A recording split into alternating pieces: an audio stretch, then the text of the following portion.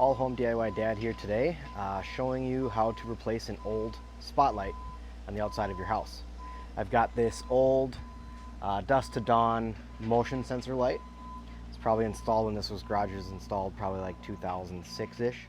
So if you're like me, you got an older home, you might have these on the outside of your house. They might be incandescent or halogen. I want to replace it with an LED spotlight, something with a little more brightness.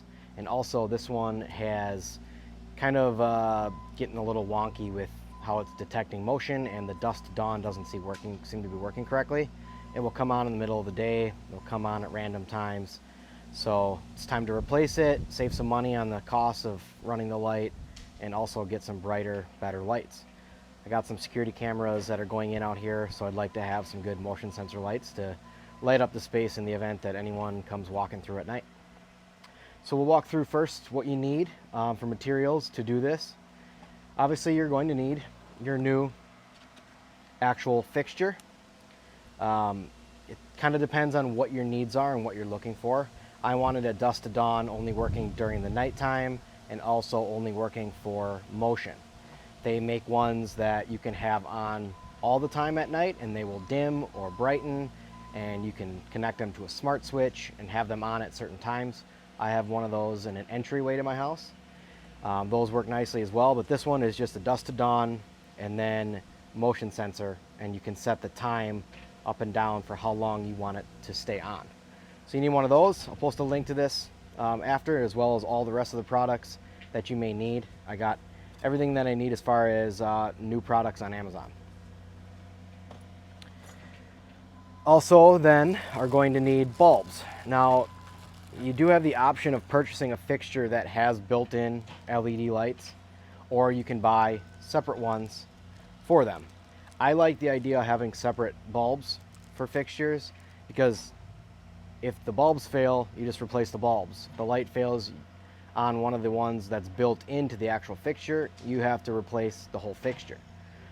Cost-wise, it's similar to do this at one time to get the bulbs and the fixture.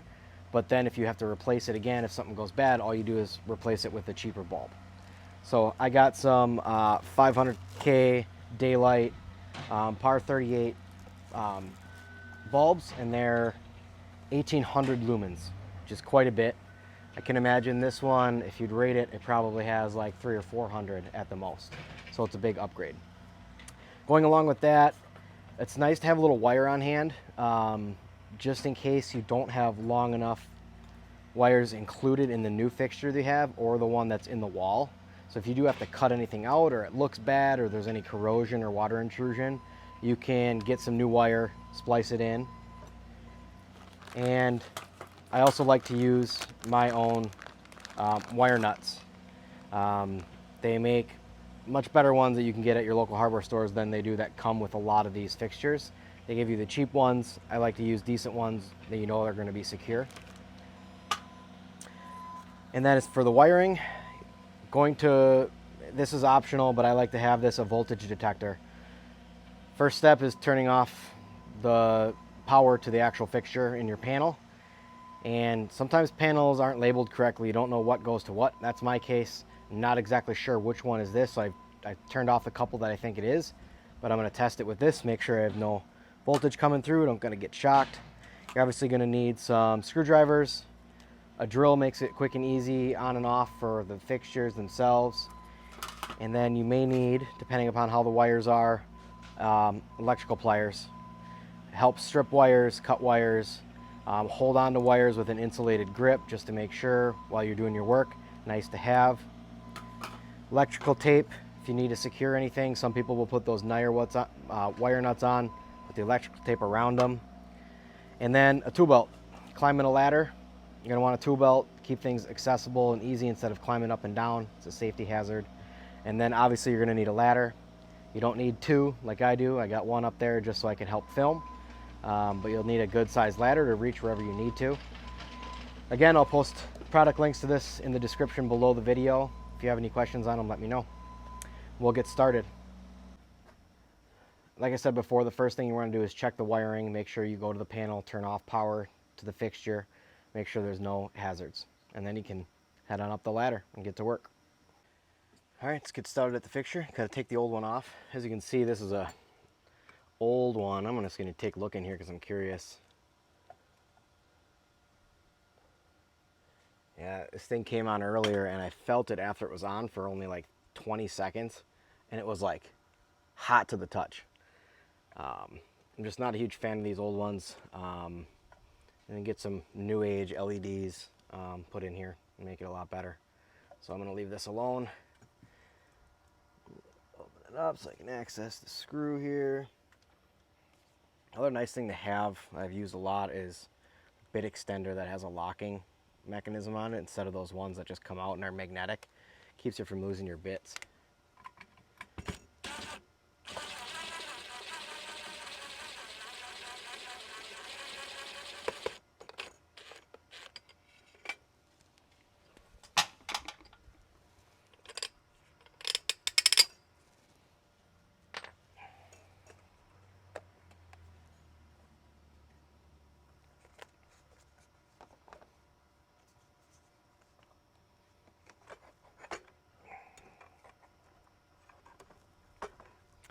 All right.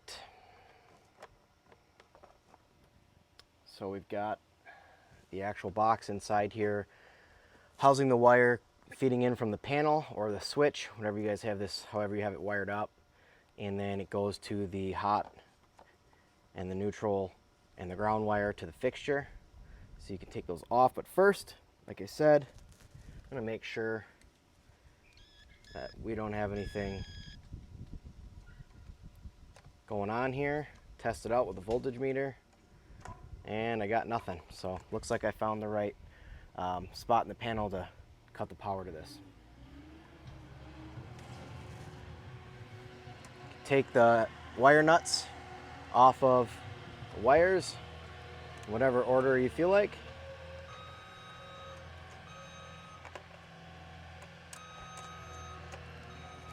All three out. I'm not reusing these. These look like the cheap ones that come with the fixtures, so I'm going to use my own. And you want to make sure you properly dispose of these. Sometimes they have rules depending upon what the type of bulbs they are. So you can look that up, dispose of them however you need to.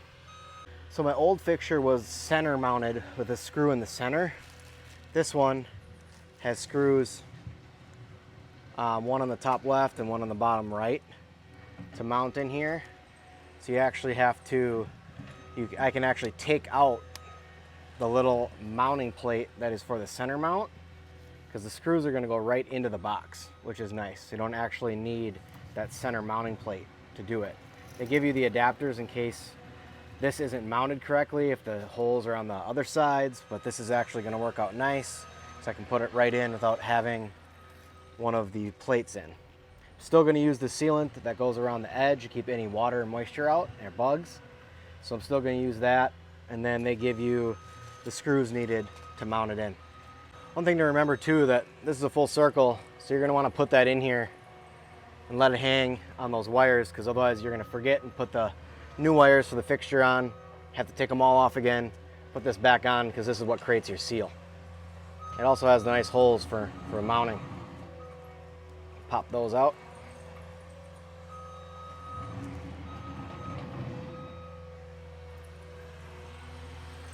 Oddly enough, it doesn't look like my new fixture has a ground, so I'm not going to need the ground wire, so we can tuck that one back in.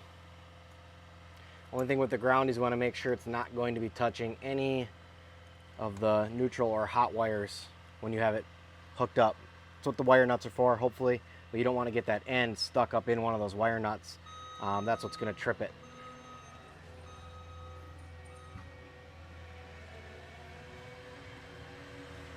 All right, grab my own nuts here.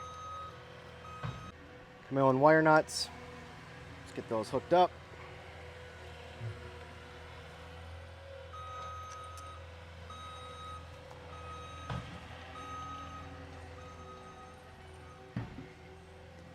I did take a look.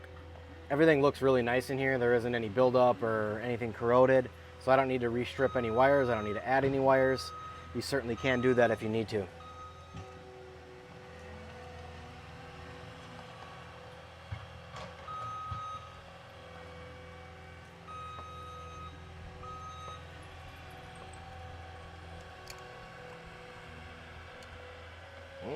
Make sure these are seated properly.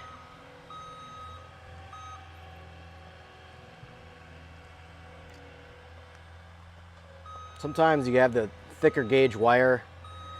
Looks like they use 14 gauge in here. Obviously, going to the light fixture, these are not 14 gauge. This is actually 18. These are LEDs. They don't take a lot of juice, so you don't need heavy wiring. But when you're doing a thick one to a light one, you want to make sure you get that nice and tight, because thin one will often pull out if it doesn't seat properly with those screws. All right, pull this back over now that that's there. Tuck these in. Again, making sure, see, I almost did it. Almost got the ground up inside the hot. So you want to make sure those are separated. Get these pushed in. Try to line these holes up for the mounting plate here.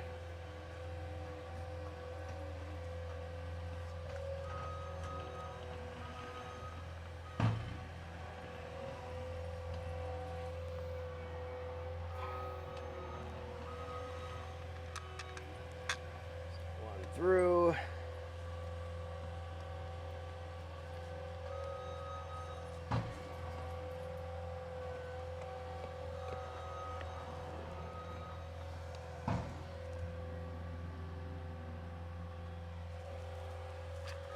Not really liking how this is sitting. It doesn't really sit on the outside too much. So let's take a look here. Maybe I will put one of those brackets in. Okay, so the bracket that comes with the new fixture has a swivel.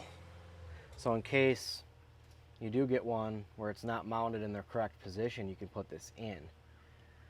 And this might help keep that seal. Here's the old one. Seems like it might be a little bigger. So let's take these off again, see if it'll fit better. If not, get some silicone and put some silicone around the edge. Get a nice seal, probably better than these anyways. They're the same size, so they must just meant to be sitting in there. So we'll do it the way with the new one and put some silicone around the edge.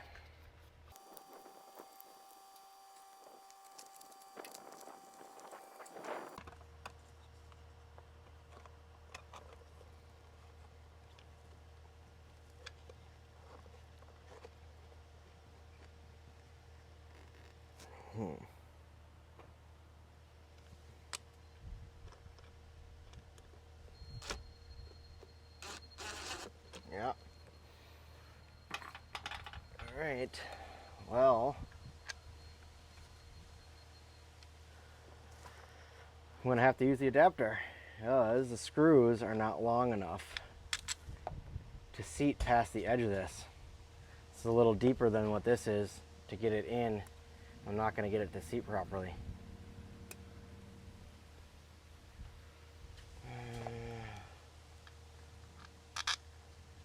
It's gotta be close though.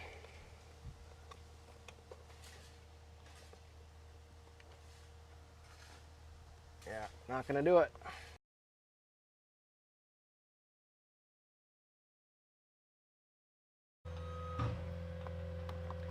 All right, so the new fixture came with this bracket, swivels, so you can adjust this to where you need it, which is nice to get the angle you want. And then it also has the ground spot, so I'm gonna hook that up.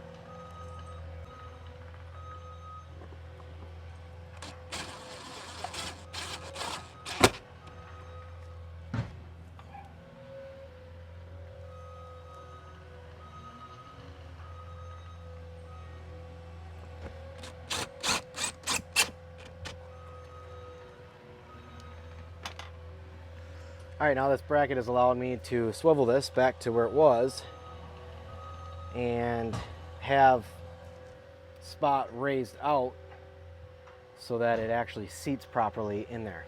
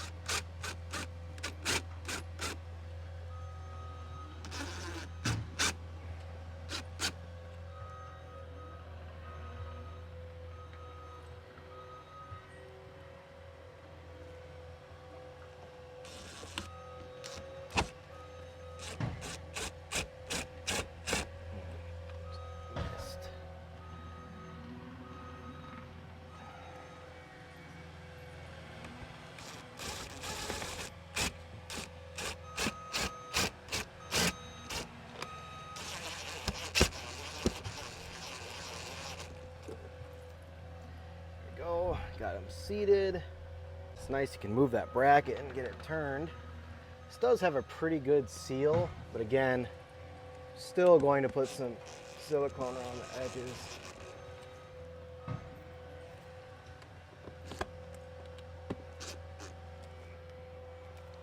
The thing I like to do, I mean, using the drill is nice, but getting an actual screwdriver to feel the tension you've got going on is nice. There we go. Get it nice and snug.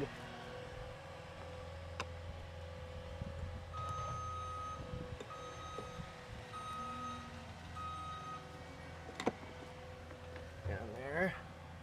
See, yeah, it still pops out a little bit, so definitely going to put some sealant on. And then should be good to go. I'll get that out. All right, so before I silicone that ring around the edge here, I want to make sure everything's working perfectly so that I don't want to cut silicone out and redo that again after. So we're going to get the bulbs in.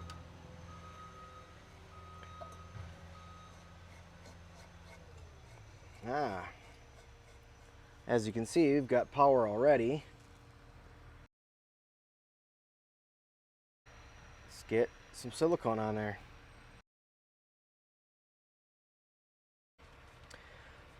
If you're going to use sealant around the outdoor fixture, you're going to want to make sure that it's for outdoor rated. And you can get whatever color you want. I just have clear on hand. I did have some light gray, but I think clear will be better here if I do have to end up cutting it out or doing anything with it in the future. It won't be as big of a deal. So we'll get some clear stuff on here.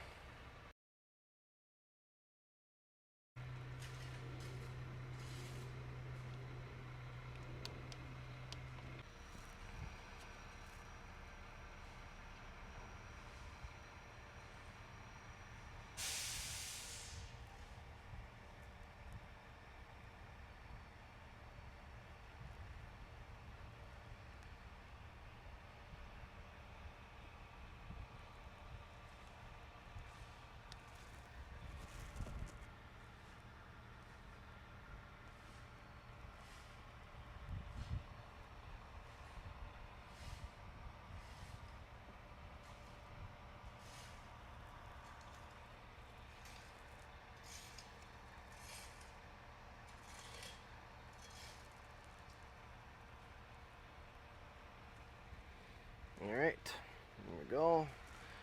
Just run my finger to get any of the gobs out. Get to make sure it's all in there.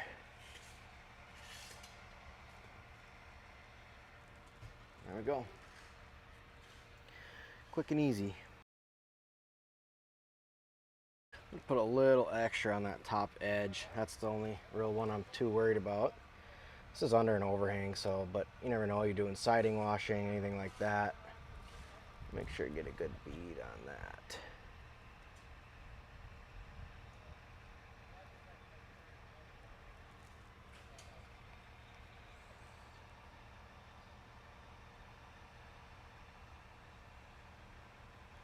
There we go. A little better fit there. All right, I'm gonna get these kind of positioned where I want. Kind of adjust these for the angle that you want to have.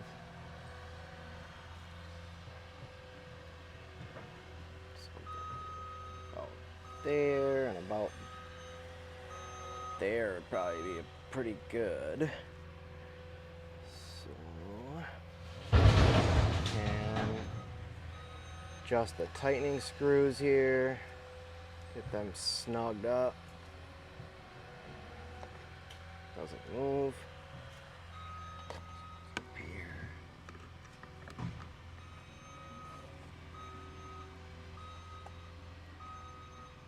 Okay. Let's get these back in.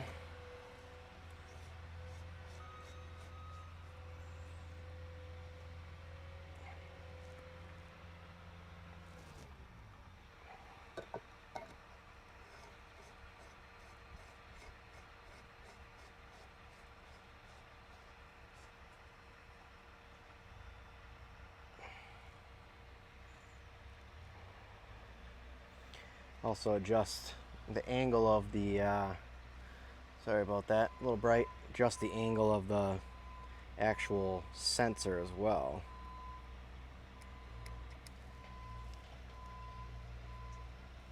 And then, look at the manual, I think you're supposed to take the sticker off the sensor.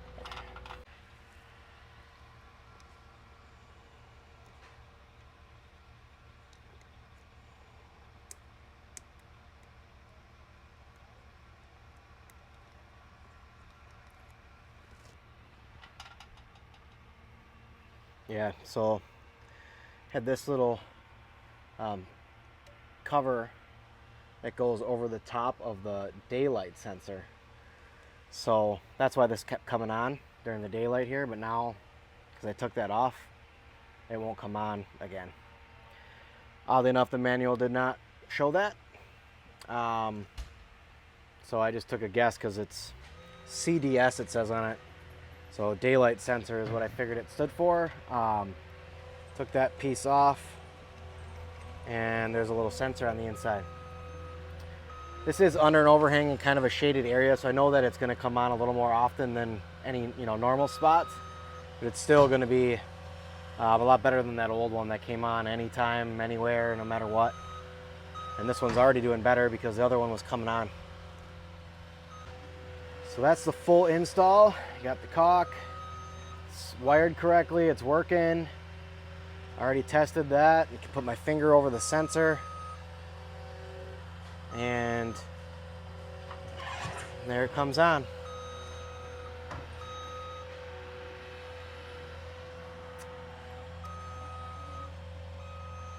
Also can adjust the time. Gonna keep it at a decent time. It doesn't use a lot of energy, and then I know if my camera's up, I'm gonna keep that light on to capture any movement in case it would go off right away. You also want to look at, when you have these up and you have these pointed, where they're pointing to. If you have neighbors, other people around, you want to make sure you're not lighting up everything. So now that I'm looking at this one, I do have some neighbors kitty corner over here, and I don't want to just be lighting up their backyard with it. It's far enough away that it won't be too bad, but they're pretty bright, so I'm going to actually twist this a little, lower that down.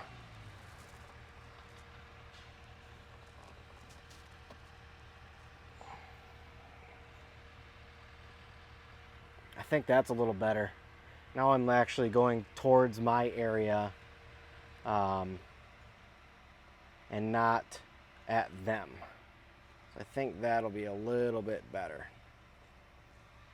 This one, maybe a little bit. It's not too bad. I do want to get the walkway, so we'll leave them there. And then at night I'll come test them out again, make sure that they're in the spots I want. And also, when I mount my cameras, make sure that they're not interfering with the actual lenses of the cameras when they're on and causing a big glare, and kind of defeats the whole purpose of it. So once I get those up, I'll test them again, make sure they're not glaring too bad, and we'll go from there. If you like this video, please subscribe to my channel and post any comments below. I'm happy to answer any questions that you have.